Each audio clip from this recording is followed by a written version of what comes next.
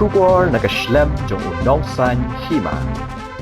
Ka-election banjit MDC Hanong Shken constituency Kabahab East Khasi Hills District kan kham itenat namar kalaban poi ke jingya khun ka paramarway namar hadu menta ke pau kerteng kilong kertong ke VPP bat ke kertong ke NPP.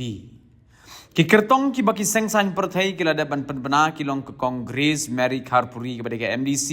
kepala job license kanya khun biang neka seng National People's Party kepada ke seng kebabat menta yulah kam sensyar haka sarkar jilla persya ya uba man bhalang thaba ukertong ke Voice of the People Party kepada ke seng kebadan haka liang persya hagi ingdor bar thawan ke jilla Lasngotho ba kindang don ki sengsan perthai ki bansa penbenai ki kertong hagi digisngi henroi kat kum baka pa mentapat ki kertong ki balada ban penbenai ki sengsan perthai kilong ke NPP bat ke VPP.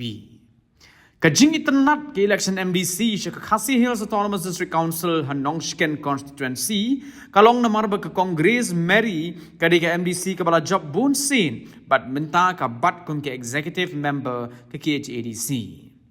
Kat bau kertong ke VPP pat uba man bhalang thaba ulada banyak konteng di election MLA na pun Ursula constituency Henry Shimla jam.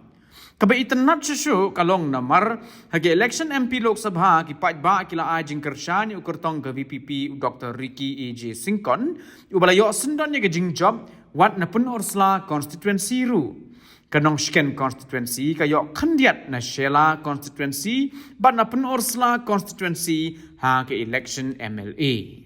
Wala ke sarkar jela kampat raya ke tarik ban tab vote henry ki pajba ki don ki balada rai lepa bat don ru ki ban sarai andala de ka sngi ban tab vote yano na pedeng ki kertong ki babyang ban mi khaman sha ke KHADC.